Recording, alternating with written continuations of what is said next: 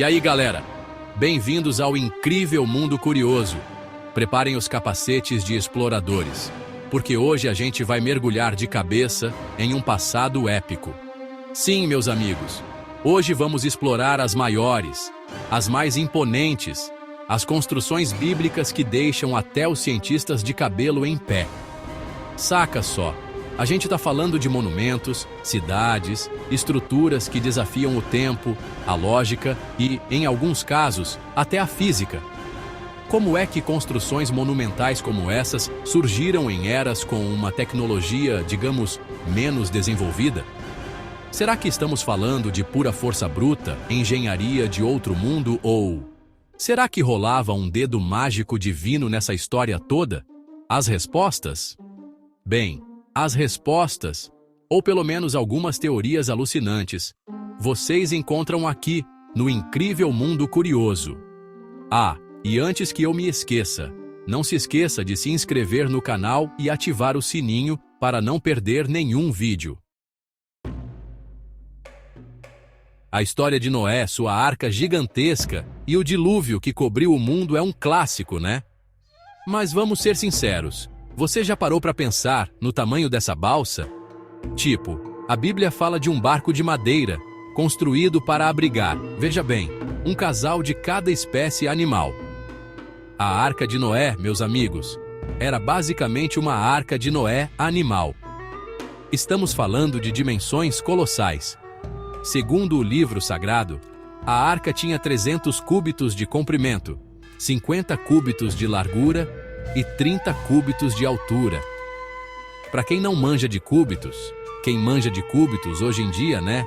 Isso dá mais ou menos 140 metros de comprimento, o equivalente a um campo de futebol e meio.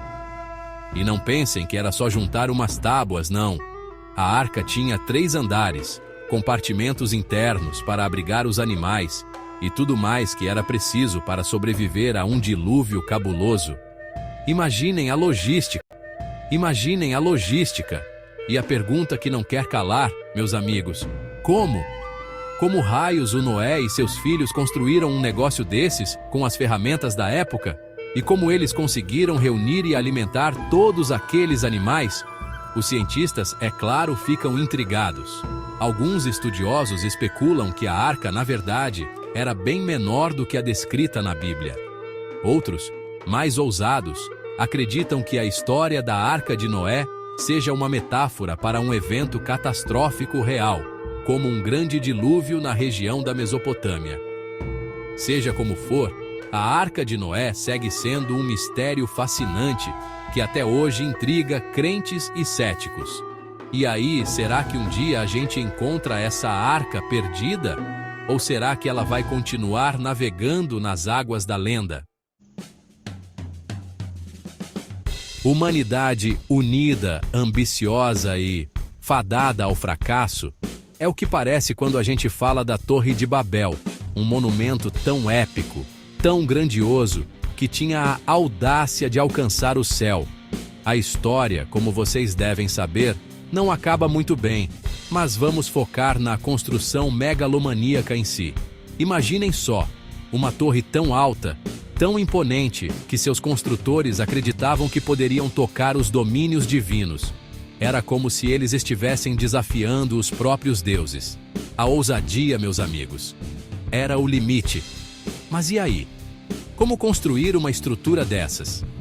A Bíblia descreve a Torre de Babel como uma obra colossal, construída com tijolos e betume. Mas convenhamos, detalhes sobre a arquitetura, os métodos de construção, as plantas, tudo isso ficou perdido no tempo. E é aí que a coisa fica interessante. A falta de evidências arqueológicas concretas sobre a Torre de Babel só aumenta o mistério em torno dela. Seria a Torre de Babel apenas uma lenda? Uma alegoria para a arrogância humana? Ou será que, em algum lugar do mundo, soterrada por toneladas de areia e história, a Torre de Babel ainda espera para ser descoberta? Alguns estudiosos acreditam que a Torre de Babel pode ter sido inspirada em zigurates, estruturas religiosas em forma de pirâmide que eram comuns na Mesopotâmia. Outros, mais ousados, Especulam que a história da Torre de Babel pode ser uma referência a um evento cataclísmico real, como um terremoto ou uma erupção vulcânica. Preparem-se para entrar em um mundo de ouro, marfim e pedras preciosas, porque agora a gente vai falar do Templo de Salomão. Essa maravilha arquitetônica, construída pelo rei Salomão, era nada menos que a morada de Deus na terra, um símbolo de poder, fé e, claro, muita ostentação. Segundo a Bíblia, o Templo de Salomão era revestido de ouro puro. As paredes, os tetos, os altares, tudo. E como se não bastasse, a decoração ainda incluía madeira de cedro, esculturas de querubins e, segurem essa, um mar de bronze fundido, apoiado em 12 bois de bronze. É riqueza que não acaba mais. Mas o que mais impressiona os cientistas, além da opulência, é a logística da construção. Imaginem só, transportar toneladas de ouro, pedras gigantescas, madeiras nobres, tudo isso sem a tecnologia que a gente tem hoje em dia.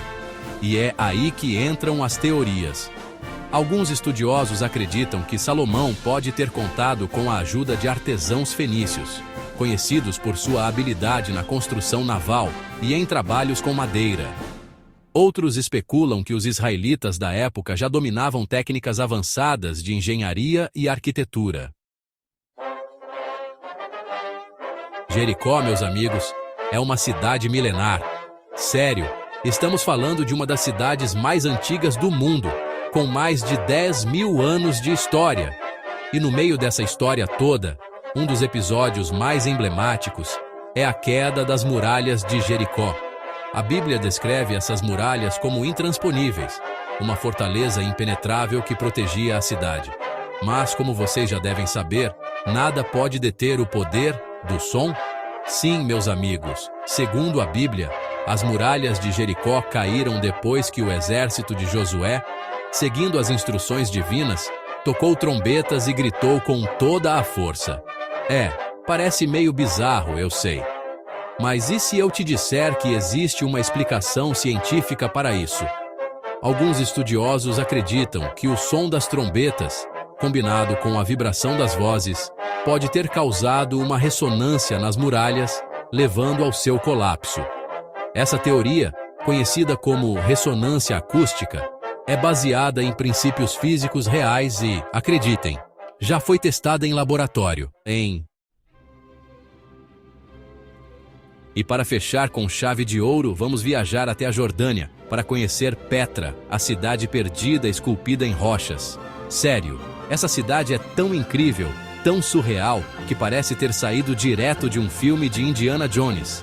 Petra era a capital dos nabateus, um povo árabe que dominava as rotas comerciais da região há mais de 2.000 anos. E o que eles fizeram?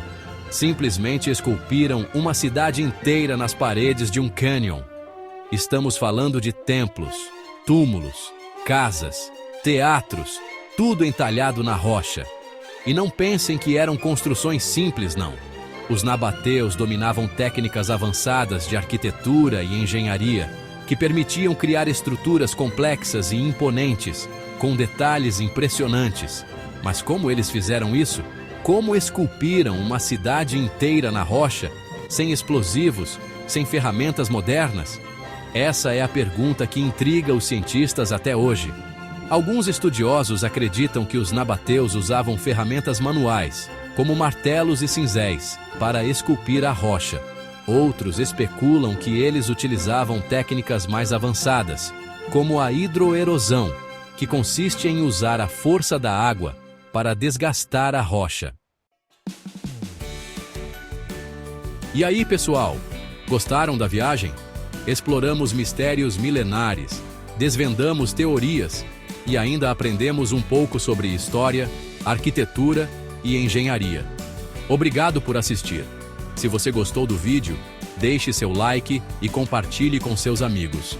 Assim, você ajuda o incrível mundo curioso a crescer e a desvendar ainda mais mistérios. Mas me contem, qual dessas construções vocês acharam mais impressionante? A Arca de Noé, a Torre de Babel, o Templo de Salomão, as muralhas de Jericó ou a cidade de Petra? Deixe nos comentários a sua opinião. Vamos continuar essa conversa. E por hoje é só.